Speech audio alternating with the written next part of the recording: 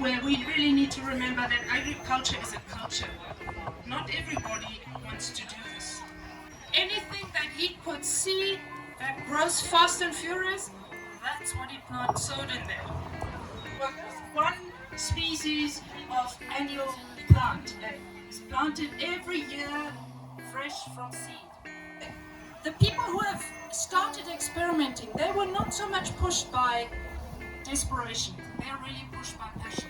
If you have a crop failure, if you have a harvest failure, then you lose everything. We started planting vegetables in amongst these trees. For some people, they are overwhelmed by this diversity. That like slordig. Some people really like working with plants. Where currently Dirk is producing in sometimes vegetables, in this case green beans, and followed up by lucerne. So there's always a, what do you call it, crop rotation. But this is very exposed, you can see. If the wind blows and the sun is shining, there's little protection. Let's go to the next slide. So, we heavily mulched that field, the rows where we planted trees and shrubs and biomass, and then we can see what it looks like a couple of months later. This is what it looked like last week when I was there. From nothing to, you know, Dirk was standing here and I had another picture to take it out, otherwise I would have had 100 slides. Dirk's head is here. In just 8 months growth. Imagine what happens when the wind blows and how protected all of these vegetables are in front here. You can see that we have saltbush, we mingled in, indigenous species and introduced species. The focus is on what grows fast and furious. Because these plants are managed. They are pruned, like grass plants are grazed by cattle. These are pruned by people. And they put down whatever they cut as mulch around the plants. Next slide, please. We are going on to Stefan Einz's own trial plot on farm Oros, which used to belong to Mrs. Hoffman sitting over there. As a small community, I love that. And Raifer's son and Stefan came to an agreement that they want to see what happens if they implement the same principles in the fairly sandy soil there.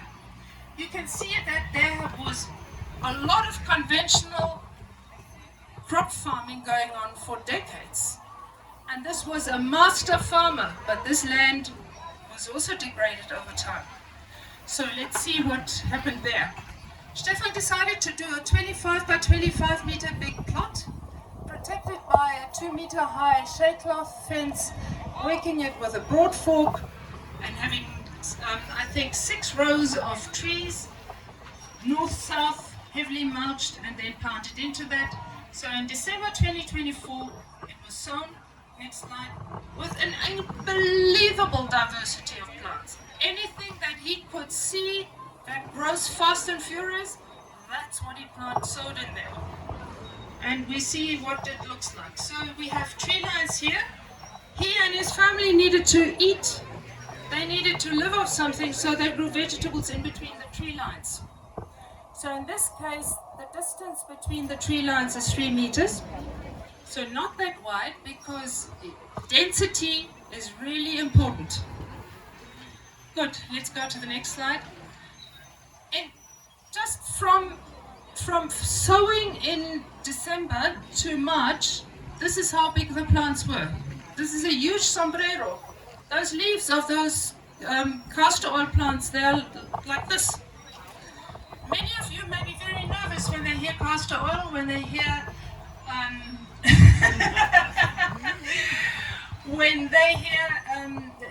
what is the Australian one, the eucalyptus. They grow fast and furious, and we manage them. We cut them, we prune them before they set seeds, even before they flower. And we do this only in areas that we can control. So we speak about this very consciously in all our trainings and outreach. Good, next slide please. Can you see what is happening with the prunings laid out on the walkway and into and around the plants. This is what we call green mulching, green manuring. Usually this is then covered with dry mulch again. Next slide, please. And this is what this beautiful garden looked like in winter. Frost killed it all. Virtually, nearly everything above ground. Let's see what happened later. So, all of this is again used, thanks for, because we need to feed the soil before we can feed ourselves. Next slide, please. In December 2025, this is what this garden looked like again. Next slide. This is before pruning. You could not see the other side of the 25 meters. The 3 meters were just overgrown. And after pruning, it looks neat again. For some people, they are overwhelmed by this diversity. Dit lyk slordig. Is nie mooi nie. Ons moet skoonmaak. That is something where we really need to remember that agriculture is a culture. Not everybody wants to do this. Next slide, please. That's just from above. Drones make this possible.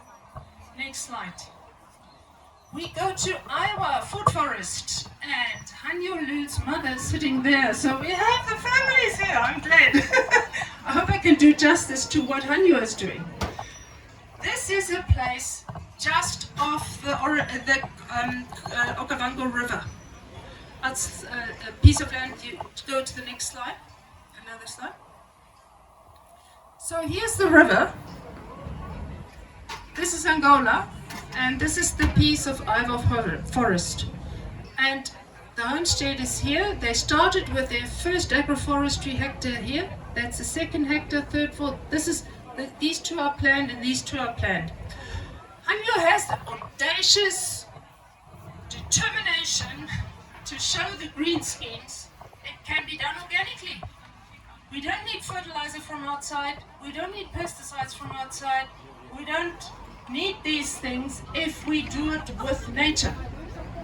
So, let's see what it looks like. They needed to eat as well. They needed to pay off a huge loan, drilling a borehole and solar panels to do the irrigation. So they started growing vegetables under the existing big trees and had fantastic harvests. They drove watermelons to Walvis Bay, you know? And Hanyo doesn't think small, he thinks big from the beginning. So they started to plant trees along immediately because they realized we needed to make it more manageable, possibly even with machinery. So let's see what it looks like now. After 2 years of growth, this is how high the eucalypt is. Again, eucalypt, but eucalypt is so valuable for its wood. So you have a product that you can later on also use for construction. And again, one can use press oil, all sorts of products that can be harvested from within the tree lines. The tree lines are not only for protecting the plants in between the tree lines. They are also crop plants. Next, please. And this is what it looks like from above. Very neat, but you can see a lot of bare soil still. So Hanyo realized, wow, I need to double my plant density. He's going to make those tree lines not 6 meters apart, but 3 meters apart. Next slide. This is the pruning now this year, how they prune there. There's a whole new set of jobs that can be created from agroforestry. Like we used to have people shearing sheep. There may be people pruning plants. Very different work that may come. Next slide. Okay, so what they learned is that they started with very poor soils and nematodes are a problem, and that density really needed to be increased. Lots of things that they learned from the early experiments. Next slide, please. This can't happen without consulting with other people who are equally mad equally determined. And Roland Furtik is a Swiss lawyer who helped, who decided he's going to go into photosynthesis and farming. So he got together a whole network of people in Africa and India, and they are working together and they're sharing their experiences again with us. The problem is these farmers are so busy, they don't even come to Windhoek for the Living Earth Expo. So they trusted me to present this, and I hope I did them justice. If you want to contact them, please go to the next slide. They are more than happy to, you can go to the next slide. If you want to take a picture of this, you contact us, we send you the contact details. They are all very much willing to receive visitors. Agroforestry is already planning or offering consultancies and trainings, and they are building accommodation so that they can also have people stay there and really learn some things, because some things you don't learn in 1 or 2 days. You really need to do them to actually know the skill. I wanted to go a little bit into the profitability. Colin always says, if it doesn't make money, people are not interested. And it's true. It is true.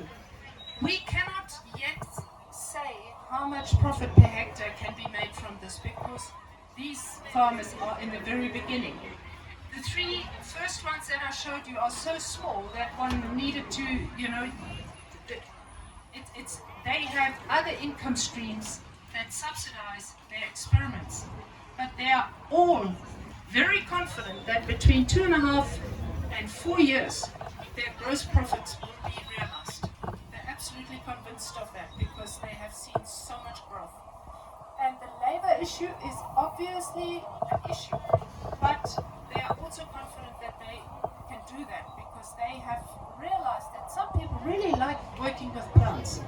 We have now an industry of livestock workers, and we have an industry of biomass job, boskappers. Working with plants is completely different. It's fun. It's very nice. So there may be a new culture coming in there as well. And Patrick actually told us a nice story 2 nights ago when he said, people don't have a problem buying a tractor and taking out a huge loan and paying that off over 5 years and living with that debt. And everybody says this is what you need to do. Well, we say maybe you need to invest 2 to 5 years into your soil, subsidizing your income from other income streams. Just carry on what you've been doing now, but gradually convert one patch of land, depending on the size of your whole farm. That patch could be 25 by 25 meters, or it could be a hectare, or it could be 4 hectares. And by that time you build up the soil fertility, and then you augment your current income with the additional income from your agroforestry.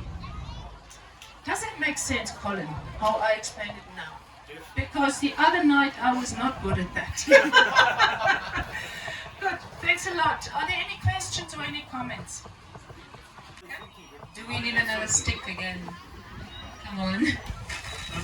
I just wanted to add something. What Wiebke was saying about the profitability and the timing that's here, and it applies equally to what I was talking about, is when you change from current practices to regenerative, there's a thing called the spoon effect, which means your profit takes a dip for the first few years and then increases. And it's really important when you are considering these things to plan that in for your cash flow, because if you don't plan that in, you're going to have financial trouble. And I think this is also where support needs to come in to help farmers to transition, to help farmers through this spoon effect, because once you're through that, then your profitability and your production increases. But that is a trap. Great. Hi, I just wanted to know, is there a plan for farmers to follow? Is there training, education for farmers to receive? We offered 2 workshops last year, Stefan and I, in September. And we are thinking of following up, but this is very much by the seat of the pants. So, and as I said, Hanyo is already offering training through institutions like the NNF. So, and then Kambasho Institute, Ina standing right next to you, is actually using the same principles, not in rows, but in circles. So we are very excited about the presentation that just follows. So yeah, just hang on.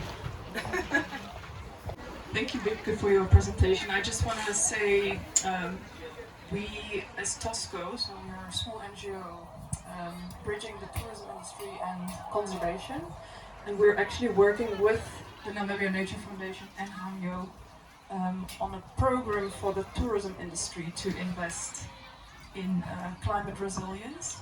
So with Hanyo and NNF, we're applying agroforestry in the communal areas. So we're having a couple of pilots through Namibia where we're testing these methods in the communities, and we're training, or Hanyo is training leaders in the community to help drive this. And maybe interesting is that we are together with the tourism industry turning this into a new type of credits. We're calling it resilience credits. So we want to move away from the carbon credits where the tourism industry makes impact outside of Namibia and invest it in climate resilience here. Great, thanks. I think now